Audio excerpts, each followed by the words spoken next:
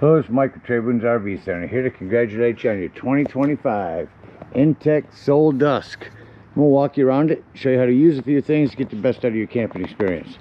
Let's start by talking about arriving at the campsite. A couple things to take into consideration when you're parking. On your campsite, you need plenty of room for your awning. That's going to take the most of the room.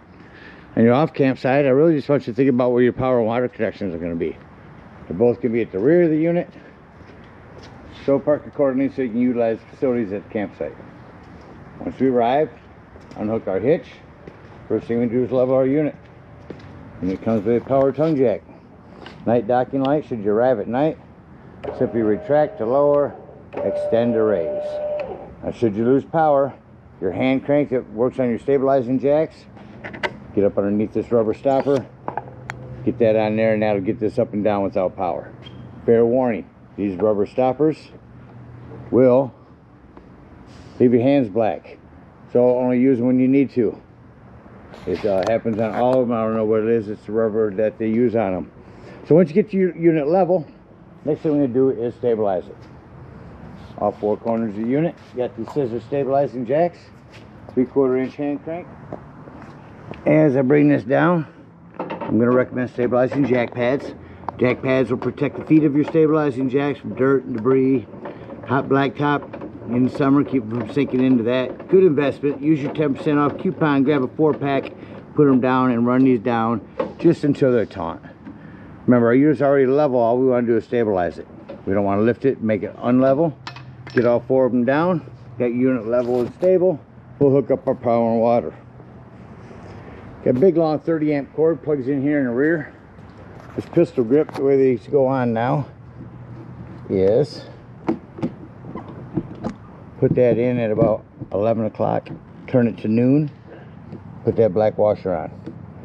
Now should you need to plug into a 110, and your convenience pack will be a 30 to 15 amp reducer. Got your power hooked up. Let's hook up your water. Docking station's right here to the left of that. City water connection or campsites. One on the right. Grab your water pressure regulator.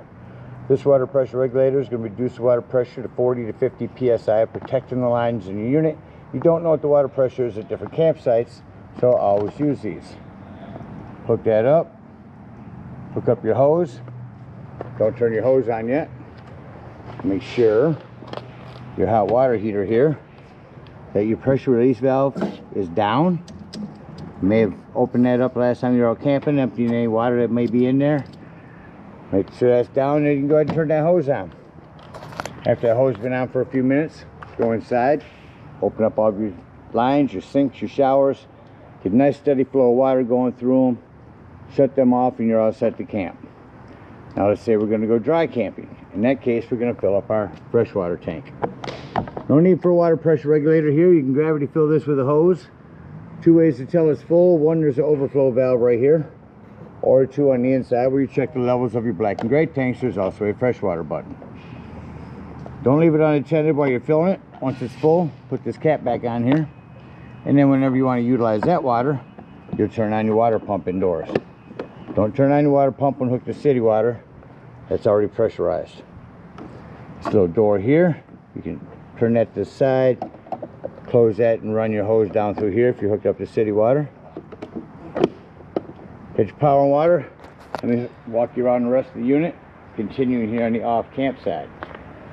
This is a vent for your batteries, which are right inside underneath your dinette, right behind this wall here.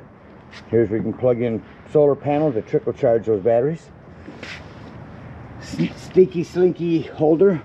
In other words, that's where you can store your sewage tank or sewage hose when you're done. A flue for your furnace. A few things on that. One, make sure it's never blocked. Two, if you are running it, steer clear of it. It gets hot. And we do sell bug guards that'll go over those. There's your black tank. That's where you dump that at. Come down your campsite. Again, our docking station. Fresh and city water. Campsites have cable. That's where you can plug that in at. Again, our power. Hot water heater. Turn that on here, as well as indoors once it's full of water. Come around to your campsite. You got this griddle here. and freezer, fridge, depending on what temperature you set it at. That's all done down here.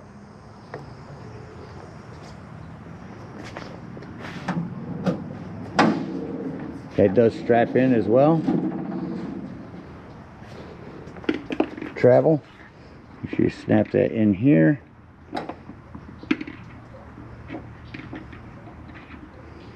Easier with 2 hands. And I do want to make sure that this does get shut off. Pushing the red button down, that'll push this in. Same thing to bring it out, you have to push down on that. Down below there's your quick connect LP for that griddle. Inside your storage here is a manual awning hand crank. Spray port hose that can hook up to this side here. And you can get water when you hooked up to the city water. This is what we call a bra for your front windshield. Magnet to hold this door up.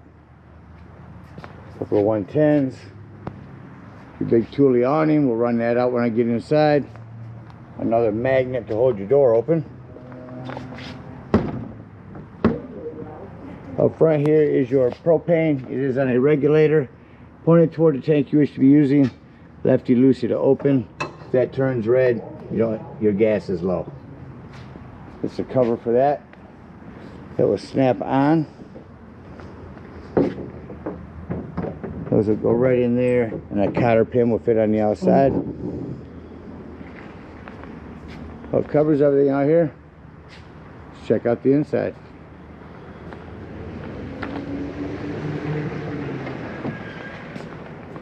Coming up inside unit, first thing I always like to point out is your fire extinguisher. Make sure you and everyone that's camping with you knows the fire extinguisher is located at the entry doorway in case of an emergency. Up above that's a couple of 110s and tons of lighting. Separate end of the unit, kitchen accent, and your awning. On your awning, when you run your awning out,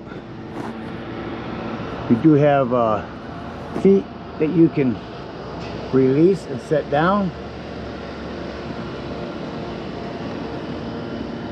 Show you how that works here. So you come to the end, pull this forward. What that's going to do is it's going to release from this end. Then you can pull this down, straighten this out. Once it's straightened out, lift up on this and that will lock it where you want it. Return it back.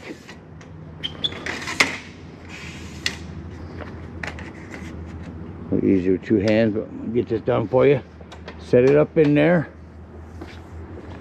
and then just fold that back in.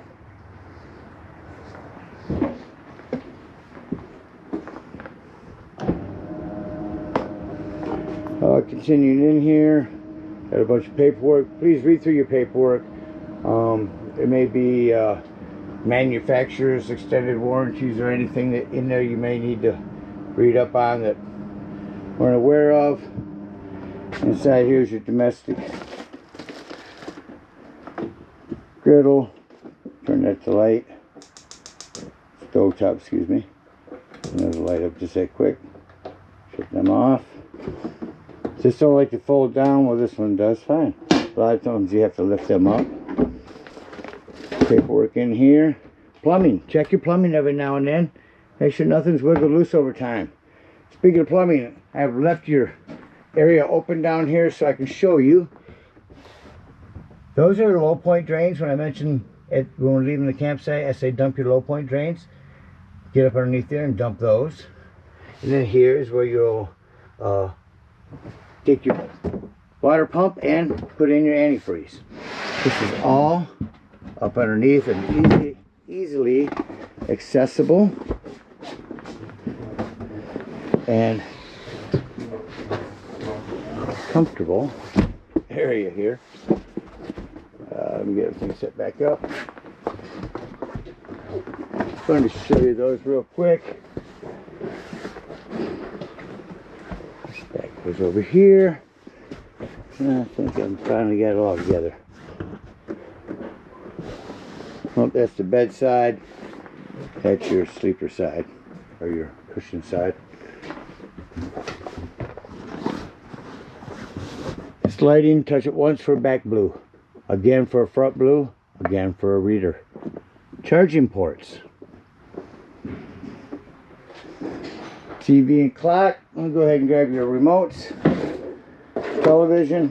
One thing I want to recommend on that is when you get to the campsite, go into your local channels, run a digital channel scan so that you can pick up all the local channels of wherever you're at.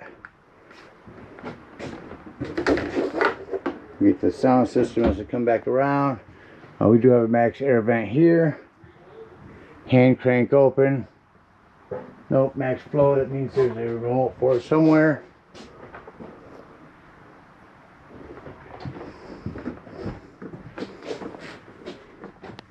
And that's right here on the wall. Hit on, that will open it and turn it on. Off will close it. 4 different settings on that. Go ahead and crank up your AC here. So push that, go to mode, go to cool, push it again, fans on high. Should crank that AC up rather quickly.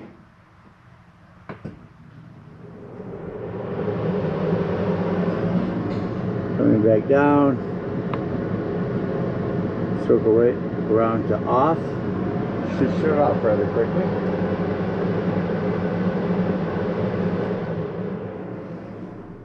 Now what you notice when I go to heat, when we go back to my mode, we'll scroll through the heat. I heard that kick on. I'm going to turn this down here. Now you notice when I shut that off, it does take a couple of minutes for that to actually cycle through to shut off.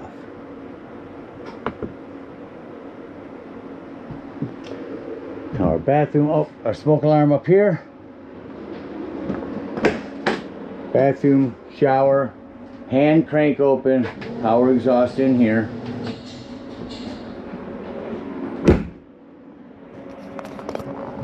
"12-volt carbon monoxide propane detector." The reason I mention that's 12 volt, it's always running off your battery. So keep that in mind if you are dry camping with this. Use your battery disconnect to keep this from running your battery down. Continuing here, we got a self-explanatory microwave, AM/FM stereo, remote for that in my pocket here.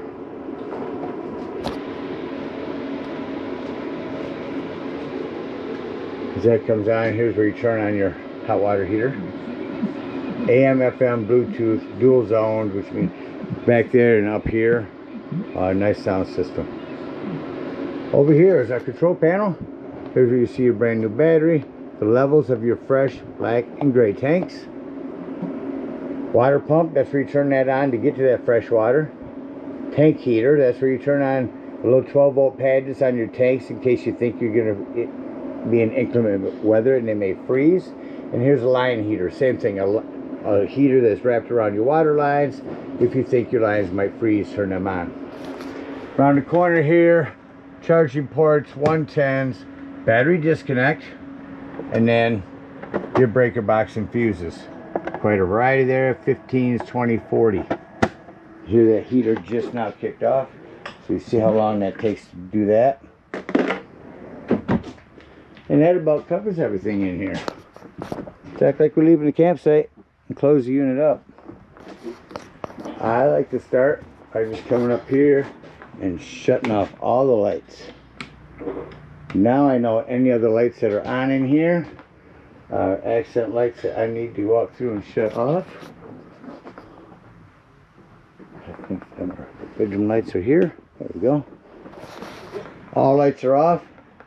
Now I come back to the control panel.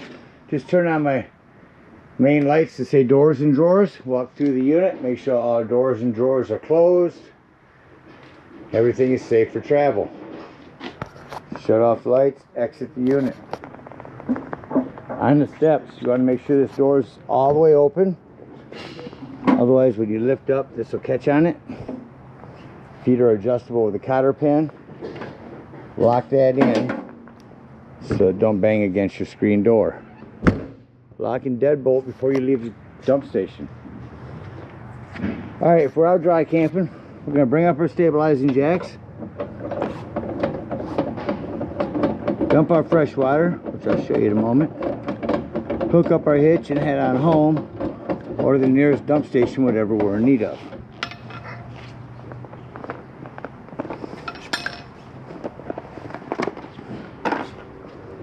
Freshwater drain, I think it's still draining, is right here. Get up underneath there and open that up. That campsite at the dump station, park accordingly. Your dump is way at the front of the unit, and you got a 10-foot hose, comes in your convenience pack. This one handle will dump your black and gray at the same time. So go ahead and open that up. While that's dumping, go ahead and get inside and dump those low point drains I showed you. When that is done, take this sewage hose and conveniently and sanitarily store it right here in your bumper or your stinky container and head on home. So thank you guys so much for your purchase. Hope you enjoy this Sol for many years to come. Happy camping.